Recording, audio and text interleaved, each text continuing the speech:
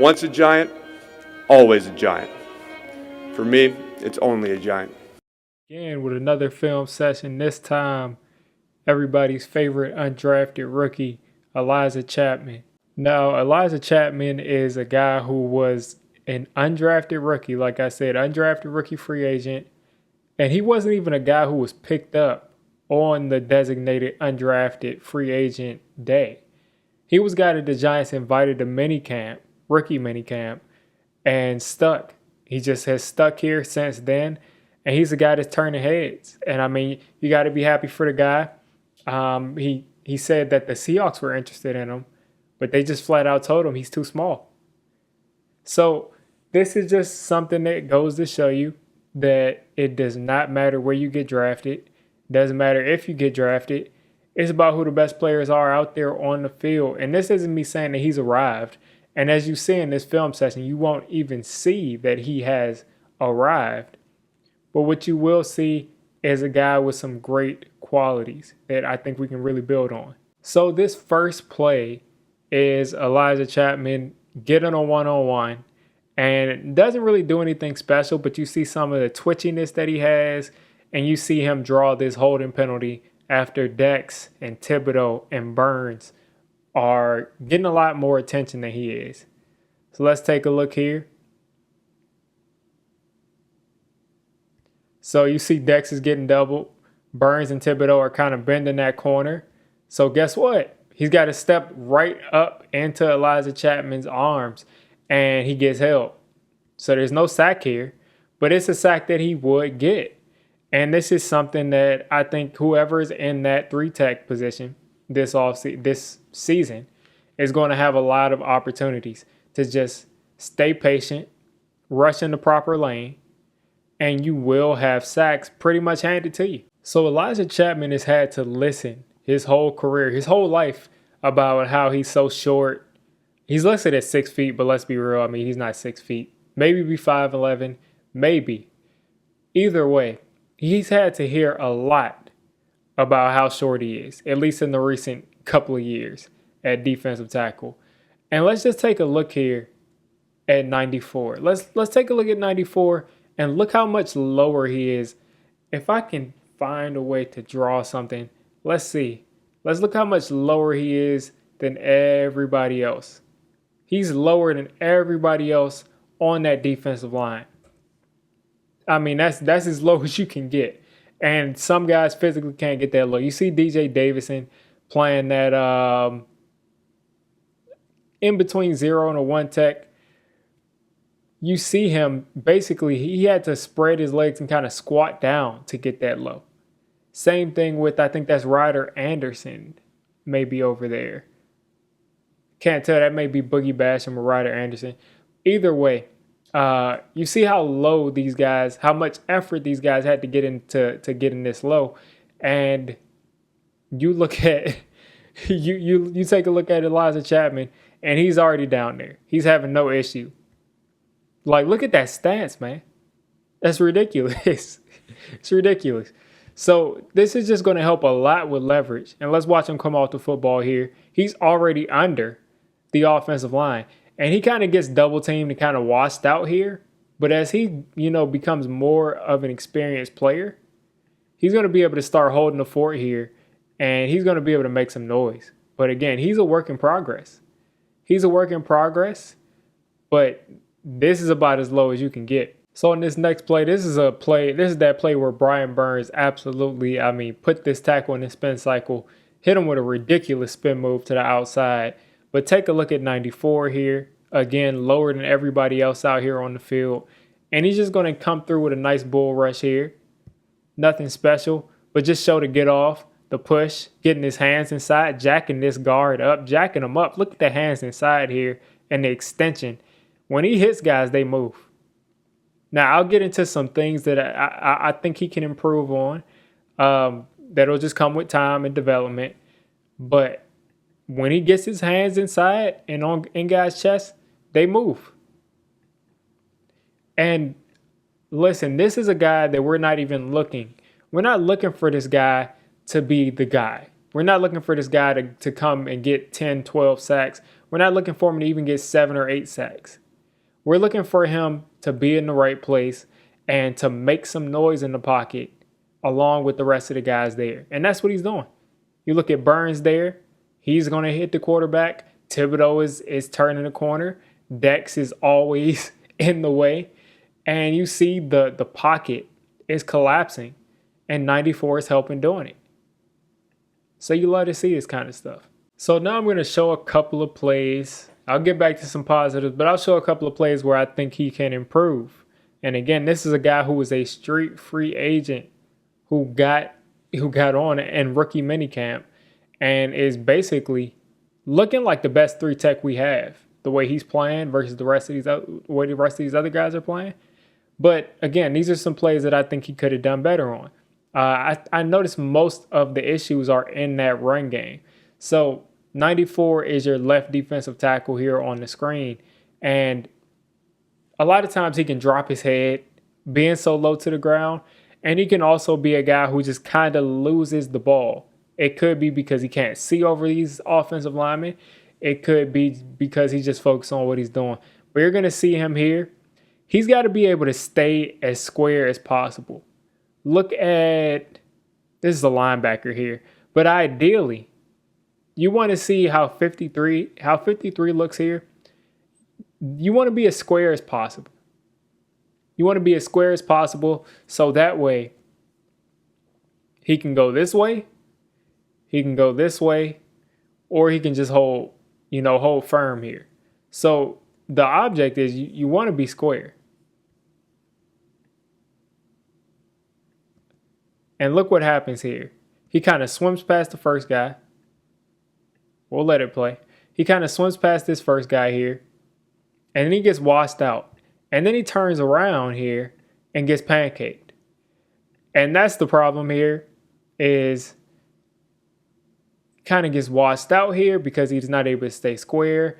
And then he tries to, be a little more agile and try to spin around to get a guy. As a defensive tackle especially, you don't want to be spinning around here because any good offensive lineman is going to put you in the dirt. Any decent offensive lineman is going to say, this guy's weight is shifting and he's trying to turn around. A big 300-pound guy, or almost 300-pound guy in Chapman's case, is trying to turn around. I'm going to bury him. And that's what's going to happen every time. And you don't want to see that happen. So, again, stay as square as you possibly can. DJ Davison is doing a decent job of at least keeping his head square, trying to stay square. And you see he's not getting, he's not really off balance. Now, the getting washed out part, it happens. Not everybody can be Dexter Lawrence or a 330-pound nose tackle. But, he's off balance, gets washed out, but at least try to stay square so this doesn't happen. So in this next play, I have a couple of takeaways. First off, you see 94 lined up pretty close to the center. And I have a couple of things, like I said. The first thing is great get off. Of course, he's right over the football pretty much, so he should be able to see it better than almost anybody. Great get off, great punch, which his defensive line coach talked about. Great punch there. Or I think Brandon Brown talked about. Either way, great get off and great punch. So we're going to see that first. Boom. Look at the snappage. I think I'm going to coin that term. Look at this. Look at the snappage here. The snappage. It looked like he got jacked up. It looked like he got hit by something. So initial great get off and great punch. Check, check. But look at him drop his head here. It becomes difficult to get past someone if you're not looking where you're going. And this is something I kind of noticed a couple times. And I have another play, just so you know I'm not making things up, where he just drops his head. As like, he just kind of drops his head. I don't know how to describe it.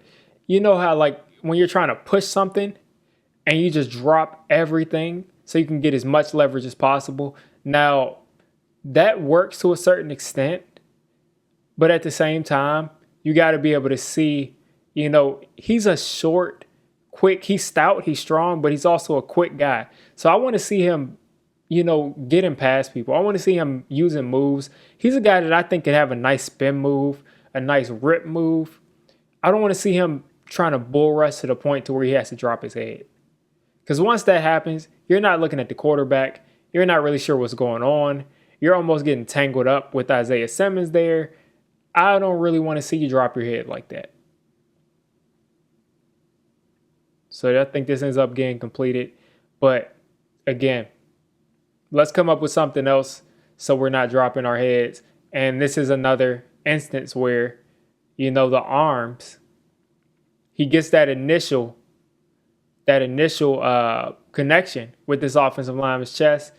The offensive lineman is able to kind of take a step back. I just want him to lean into that arm. He's not necessarily a long arm guy, but I want him to lean into that arm so he doesn't lose contact with that chest. Because watch this offensive lineman replace. And then at that point, he's got his hands inside of Elijah Chatman. And he's kind of trying to drop his head to get that leverage back. So just something I noticed. All right, so this next play is another play where he kind of drops his head and he kind of gets too involved and engaged, and in the collision, he kind of gets lost in that and doesn't realize that there's a cutback, and he's not really chasing the ball. He's also being held, by the way. So let's just take a look at 94. Makes that initial contact, does a great job, like I mentioned a little bit earlier, of trying to stay square, but he's getting held, and he's also kind of has his head down, and he just kind of gets washed out. He just kind of, goes for a ride, and he's still, in it with this offensive lineman, and, he's not able to make the play. But again, like I said, he's being held, but you'd like to see him be able to, extend those arms, look up, but again, it kind of looks like he's being held too at the same time. He's got a good hold of him right there, so kind of 50-50, but keep your head up, man. So this right here is another play where I think Elijah Chatman can improve on his skill as far as a spin move, or a rip move, a crossover kind of move where you're going from one side of the offensive lineman to another, or just anything to get out of this situation, because he's got a great get off here, has a nice initial kind of move to bend that corner, but he kind of gets stuck here. And it makes you think of the arm length, which he's not able to really extend there. The offensive lineman's kind of got him there. And you think if he's able to extend his arm here, 94, if he's able to extend that arm, he's probably getting past this guy. And then right about here, like I said, if he has some kind of a spin move, this is a sack. But he does a good job bending that corner a little bit, but you kind of don't want to see a guy get hemmed up like this close to the quarterback. He just kind of got off the ball and kind of just leaned into the guy, hoped to turn the corner, and he kind of took himself out. So that's something else that you see here. He's just got to get some more moves, and I think this guy can really be something. He's got some tools. So this next play right here, nothing spectacular. 94, he is going to just be holding the fort. Does a good job of staying in his lane. Exactly what I talked about, staying square. And the running back comes right to him. He's able to kind of fall on top of it and clean it up. All right, so this next play is something I noticed on tape that kind of frustrated me. I watched it a couple of times, and I was trying to determine whose fault it was, and I'm determining that it's Boogie Basham's fault. I may be completely wrong, but I'm pretty sure it's Boogie Basham's fault, because you see 94 on the left side of your screen. They're clearly running a stunt. Him and Boogie Basham are running a stunt. And let's get rid of this here. He's running this way. Basham is supposed to be swooping around to come get that quarterback. You see Ojulari takes an extra wide angle here. You see DJ Davidson takes sort of a straight angle. So this is clearly looking like they're trying to space this tackle out to get him far away from the middle. They're trying to spread this out so that way Basham can come down straight through this gap, through this A gap, to come and get the quarterback. And just take a look here at how this turns out. Again, really strange stuff here. You would think that Chapman is doing the right thing. And Boogie Basham is, I mean, it's like Boogie Basham is like projecting that he's going to come back inside, but he doesn't. So this may be just something where both of these guys are just conveniently rushing to the same gap, which would be kind of annoying because, I mean, maybe they should have some sort of chemistry to know which lane each guy is going to be in. But it looks like a stunt to me at the same time. And if it was, then Boogie Basham kind of messed this up. If not, then this was something that, just a coincidence. But I thought it was funny because if this is a stunt, I thought he did a great job of taking away both of these offensive linemen, Elijah Chatman, if this is a stunt. If not, I mean, funny coincidence. All right, so this is the play that everybody has been talking about. I will go through it real quick and then I'll let it play from the end zone angles. So let's take a look here. Elijah Chatman is your defensive tackle all the way to the bottom inside of the defensive end. And he's washed out of this play and he just takes off and goes and gets him. Takes off and goes and gets him. I'm not going to let this play because this is 100% getting copyrighted. But there you go there. And now let's take a look here. Let's take a look at this speed from a almost 300-pound man, maybe a little bit over 300. It runs a 4.84 40-yard dash. Let's take a look at the track race. Let's take a look here. Look at that, man. Look at it right here. Take a look at him hawk this guy down at that size. 40 yards downfield, folks. All right, so I'm going to stop it right here because this is how Elijah Chatman is coming for that 53-man roster. He's running it down. And as you see, he is by no means a first-round flashy prospect. But he's a guy that has some tools. He's a guy that they're going to continue to pour energy into to get better. And I think he will get better. I think he'll come out with some more pass rush moves. I think he'll be a twitchy guy for us that can make some plays in some spots. And guess what, folks? If there was any time to give a guy an opportunity to earn a spot, to grow into a spot, it's when you're playing with Dexter Lawrence beside you and Brian Burns and Kayvon Thibodeau. This is what we've been waiting for, folks, and Bobby Okereke behind you. This is what we've been waiting for, is having good players and a position group, enough good players to where you can stick guys there who you want to develop and they actually get better because of the talent that's around them. This is what we've always wanted. So I say throw Elijah Chatman in there day one as your starting 3 tech. Of course, there's going to be a rotation with him and Nacho, and he has some things that he has to work out in the passing game and in the run game, more specifically in the run game. But I think he'll get there. You guys let me know what you're thinking of Elijah Chatman from what you've seen so far in camp in the preseason. He's got one more game to go out there. Most likely, he probably will play this Saturday.